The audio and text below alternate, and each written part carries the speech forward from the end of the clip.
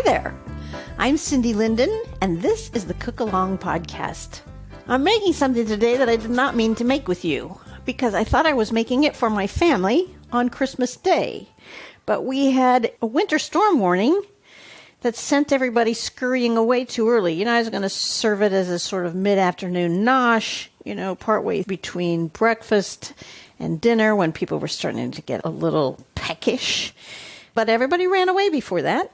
So I didn't get to try it, but I had prepped all the ingredients, and I really just want to try it. This is a recipe for an appetizer that comes from Half-Baked Harvest. They do great stuff over there. I really like their website. They come up with the most creative recipes. I just always am finding something quite intriguing over there. You should check it out. It's called halfbakedharvest.com, which is where I got this recipe, as I said.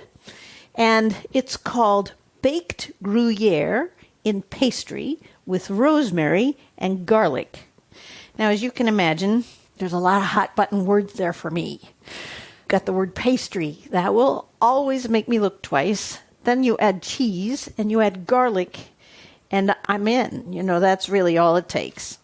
I'm going to make this here with you, and instead of my family being my guinea pigs, you get to be my guinea pigs, because I have not made this before. It says it takes 15 minutes to prep, 30 minutes to cook. I'll give you your ingredients so that you can be ready to cook with me if you wanted to do that. You need 1 sheet of frozen puff pastry. And here's your first do-ahead as well. They always come in 2 sheets to a box. And unfortunately, they're not individually wrapped most of the time. So the first do-ahead about that is that you have to wrap up the piece in plastic or a Ziploc bag or something, the one that you're not going to use, and put it back in the freezer. And then the second do-ahead there is that you have to extract 1 sheet and put it in plastic so that it can defrost, so it isn't hard and it's not going to break when you unfold it. That usually takes at least 2 hours. Mine's been sitting for a couple of days because, like I said, I meant to cook this a couple of days ago when it really was Christmas. Because they advertised this as the holiday appetizer, and that sounded good to me. I was looking for something fun and different that nobody'd had. You need 1 pound of cheese, and they recommend Gruyere, as is in the name, or Fontina, which is less Swiss flavored, more kind of Gouda kind of cheese, or a mix. And I opted for the mix because 2 kinds of cheese, as in a grilled cheese sandwich, 2 kinds of cheese are always better than 1 kind of cheese. By the way, I do have a really, really good grilled cheese sandwich recipe on the website, the Cook Along podcast.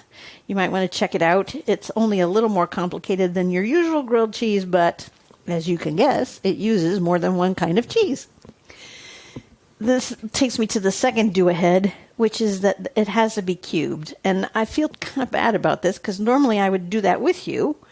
But I've already cut it all up because I wanted everything prepared in advance on Christmas so that I didn't have to leave my family guests in order to come do a lot of work in the kitchen. So I prepped everything in advance. So I'm just telling you that you need to cut up your cheese into little cubes, and mine are probably 1/2 to 3/4 inch on each side. I don't know if that's the right size or not, because I haven't made this before, but I think something not too big is probably a good plan. So, like I said, that's your second do-ahead. You need 1 tablespoon of fresh rosemary. We're going to chop it into tablespoon. This was interesting for me because while we did not get the winter storm that they were threatening on Christmas Day, we did get some snow. So I was out there. I had to walk outside into my yard in 29-degree weather and pick a stalk of rosemary that was covered in snow. It was kind of fun and different. That doesn't often happen. We don't get a lot of snow where I live, although we're getting more these days as time goes by.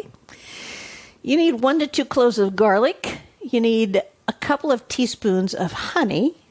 And they suggest that you might want more honey for serving. I don't know that I want to do that, but we'll decide when we get there. If you have a nice honey, that's good.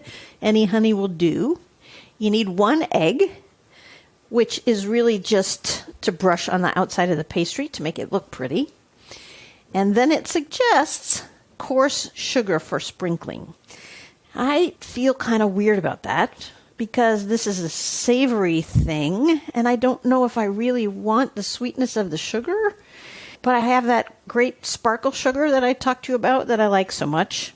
So it's going to be really tempting to use it. I guess I'll just decide when I get there. Your other do-ahead is that you need to preheat your oven to 425. I'm going to use my toaster oven, so it preheats really fast. But if you're using a regular oven, you probably want to turn it on pretty far in advance because it sounds like this is going to come together really fast. And my oven, at least my full-size one, takes a long time to get to 425. I'm not going to turn on my toaster oven yet because it heats really fast, which is part of the reason I like using it. As far as equipment goes, you need some parchment paper. And you need a 10 to 12-inch baking dish or pan or a pie plate. A pie plate would do the trick.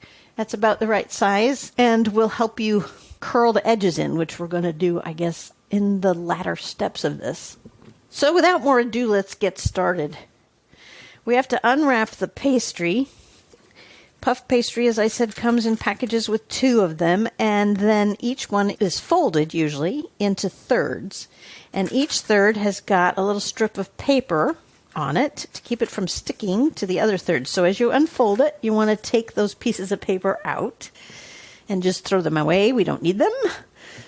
A lot of puff pastry recipes want you to do a bunch of fancy stuff with a puff pastry. You have to roll it, or you have to make sure that the seams are stuck together and aren't going to break, which they won't if your puff pastry has been defrosting long enough. I haven't ever used puff pastry that was quite this soft because I don't have the patience, usually, to wait for it. But it's smart to do that. All we have to do is put the parchment paper inside the pan and then put the puff pastry down on it. I'm having a little trouble getting the puff pastry centered on the paper. I can't, it's like sticking in the wrong knot center or sliding down from the edges. You know what? I'm going to take the paper out of the pan and just set it on the counter here. And then put my puff pastry on the paper and move the whole thing into the pan. There we go. Oh, that was so smart. That was a very smart thing to do. So that's step 1. Step 2, once you've cut your cheese up, and again, I'm sorry to be so far ahead of you on this. I've got them all, these little cubes, this pound of cheese, probably 60 to 70% Gruyere, and then the rest is the fontina. We're just going to pile those in the center of this puff pastry and make this little mountain here.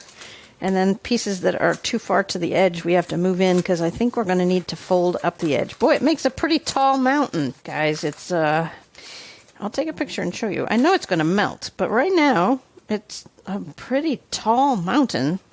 All right. Moving on to the rosemary. I'm going to get a really sharp knife. And what you want to do, so I just clipped a sprig, and probably even if you bought fresh rosemary in the grocery store, it probably comes on sticks, stalks, sprigs, whatever. You want to hold not the stem end, but the top end of what would have, been the top of the plant. You want to hold that in one hand and then use your fingers and your fingernails. What we're going to do is peel those rosemary leaves off of the stick, but we do it by pulling the leaves backward. It's like brushing a dog's hair backward over its eyes. It's not anything like that. I'm sorry. But you hold the growth end of the stick and you pull the leaves backward along that stem so that because you're running your hands backwards over it, using your fingernails to kind of grip against those leaves, it's just going to strip them off the stick.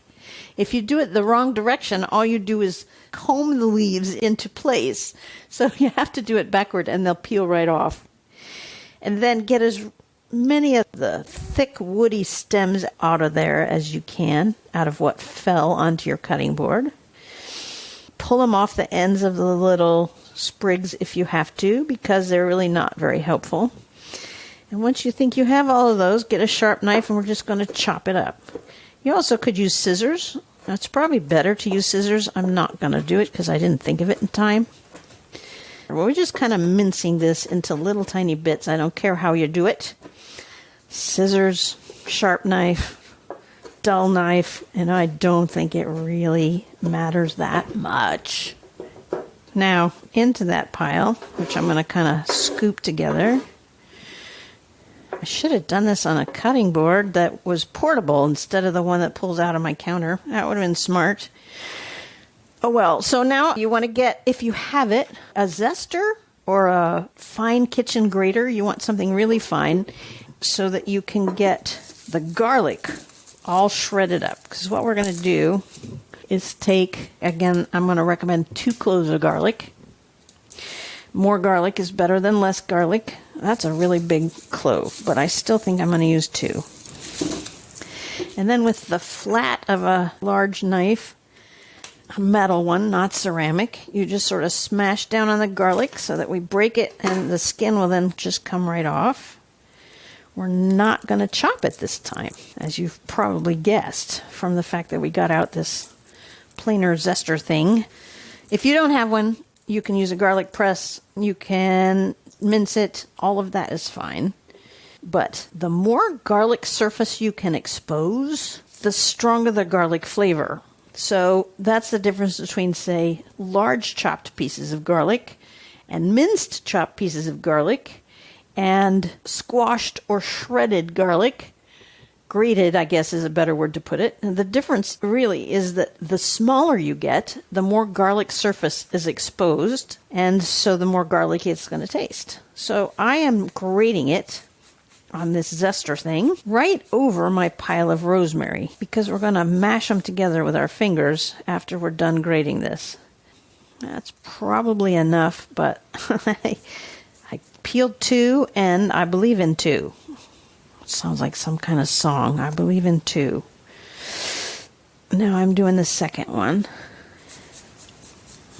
And some of it's falling down, but most of it sticks to the back of the zester thing, which is actually really helpful. It's something that a lot of people don't know, is if you're zesting a lime or a lemon or whatever, and you don't want the stuff to all fall out, you just do it upside down. That sounds crazy, but if you turn the zester over right now, you'll see that all of that grated garlic is stuck to the bottom of the zester thing. It hasn't gone anywhere. That can be really helpful. It doesn't fall off. But then we have to kind of scrape it off. And we're going to mix it together with the rosemary. Got this almost paste. It's almost a garlic paste, really. And with our fingers, what we're going to do is munge them together. It's very messy. Your hands are going to smell like garlic, probably irretrievably for about 2 days. Sorry, but it's the way of cooking. It happens. So once you have this paste with the garlic and the rosemary all smushed up into this kind of, I don't know what it is. It's wads. Wads. We're going to just sprinkle. This is not very sprinkly anymore because it's so wet, but we sprinkle that over the cheese. Just sort of distribute it as well as you can. It's a little tricky because it really is more of a clump than anything that's sprinkleable, and much of it is sticking to my fingers. Trying to get it off of here and spread it around. I guess it looks pretty well distributed, except for there's some really big clumpy spots. I would suggest if you're having the same issue, do what you can to break it up. Boy, you'd think I put butter in this. The garlic is so sticky, which now I really have to rinse off. Okay, that's a little better. Now our 2 teaspoons of honey. I'm using an unprocessed raw honey. And 2 teaspoons isn't a lot. Just scoop out 1 teaspoon at a time and drizzle that over the cheese, the rosemary, and garlic. This may seem like an odd combination to you. I think it's going to be cool. I think it's going to work out really well. It feels kind of Greek somehow to put this honey on here. I don't know why, but it just strikes me as making this into a Greek dish. And then your 2nd teaspoon over the other half on the other side. Oh, that's a large clump. No, I'm using my fingers now to pick that up and move it. Actually, 2 teaspoons doesn't sound like a lot of honey. It's a significant amount of honey, actually. It kind of covers this pile of cheese pretty well. And we have to wash that off again. You probably didn't pick up your honey, so you're probably fine, because most people don't just tend to pick up honey. Now, the corners of the pastry, because it's on parchment paper, here's what we're going to do. I'll tell you first what we're going to do. We're going to fold the corners of the parchment paper over as much of the cheese as we can. This is not going to be easy because there's a lot more cheese than there is pastry. But let me give you a tip.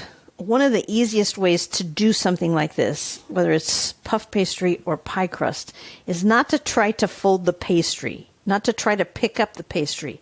But because it's sitting on parchment paper, pick up the parchment paper as though you're going to fold the parchment paper over the cheese, and it will bring the pastry with it. And then just sort of hold that in place and go to the next section of parchment paper and fold that up.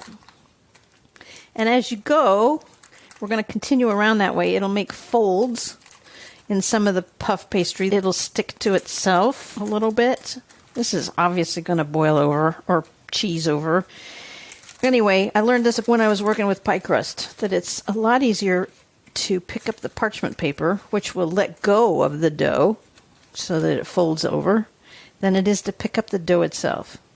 If you find places where you can sort of pinch it together, I think we probably should do that, because I think this is all going to just boil out of here. Well, we'll see. Okay. Now I'm going to turn my oven on. Yours should already be heating. 425. And now we need an egg. An egg. I'm going to break it into a small bowl. Here's another piece of equipment. The small bowl. And one more piece of equipment even beyond that, which is a pastry brush. Oh, and a fork, because we got to scramble this. So we're going to scramble this egg. I'm going to beat it. Just beat it. Yep. Sorry, there's an earworm for you. If you know what I'm talking about. You have to be of a certain age, I guess, to know what that reference was to. We want to get the white mixed in pretty well, because we don't want just white or just yolk. And then you get the pastry brush. Now what we're going to do is dip this brush, which is it's essentially a paintbrush. What I have is a natural bristle paint brush that I bought specifically for pastry. And we dip that in the beaten egg, and we're brushing it on all the dough that we can see so that it is all going to turn kind of golden. That's really all this does. I mean, I suppose you could skip this step. It certainly does waste a good amount of egg to do this, because there's no way we're going to come anywhere near using this whole egg for this. Now here we are where I'm supposed to sprinkle the sugar on here. You know what? What the heck? I love this stuff, and the recipe says to do it, so I'm just going to do a really light sprinkling. It'll make it look really pretty. So, wow, that was not at all the light sprinkling I intended. And it's kind of impossible to get it just on the pastry, so it also went on the cheese. I don't know what that means. We're just going to try it. And I can always leave the cheese off, cheese. I don't think I want to leave the cheese off next time. That would not really be helpful, but I might leave the sugar off next time. We're done prepping it. It goes into the oven or the toaster oven, whatever you're using. And we set the timer for 25 minutes.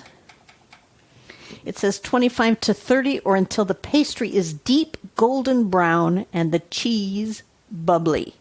When it comes out, you're going to want to cut it into about 8 pieces. Cut it like a pizza or like a pie, in wedges.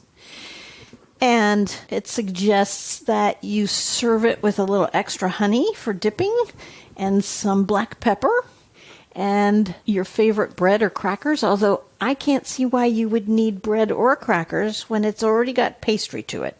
That seems done to me. So I'm not going to do that. I'm just going to eat it in slices. I feel like I should have sprinkled a little black pepper over it before I cooked it. You know what? I'm going to pull it back out. It's crazy, but it's only been in for 1 minute, and I'm going to put some fresh ground pepper right there with the sugar. Is that weird? Probably very weird. Okay, let's do this. I think I'll try to keep the black pepper just over where the cheese is. But it seems to me to make more sense to grind it on there now than to do it later. I'm not going to put a lot. Okay, the pan already is too hot for me to handle. So hot pad. All right, in it goes. One more time. Putting this back to 25 minutes because it may take longer. It could be 25 to 30 is what it says, or until the pastry is puffed and golden and brown and cheese is melty. There you have it. We're all going to find out at the same time whether we like this. I don't know, but it's got all the right things in it to make me happy. Check out the cookalongpodcast.com website for the photos of this in the making and the finished product. And also just to get the ingredient list, since I seem to be a little scattered about getting you that today in any kind of linear way. Please tell a friend that you listen to the Cook Along podcast and maybe recommend your favorite episode to them so they can hear one for themselves and see whether they'd like to join you in listening. You are my only real advertising. It's just word of mouth, so tell people for me, please. You can contribute to the making of this podcast through your Acast app if you're using Acast, and if you're not using Acast for your podcasts, and you're using one of the many other platforms in which I appear, including YouTube and SoundCloud and Facebook and all of those things. You can contribute to the making of the podcast. Just give me a little boost in morale and help with buying ingredients by visiting patreon.com and look for the Cook Along podcast there and chipping in a little bit. That would be so cool. There's a new episode every Saturday as early as I can get it out and into the world. Every other week, we have a new recipe, and the weeks in between, we have a quick bite, which is just a conversation about things related to cooking that I think you'll find interesting. Enjoy your cheesy pastry, and until next time, happy cooking!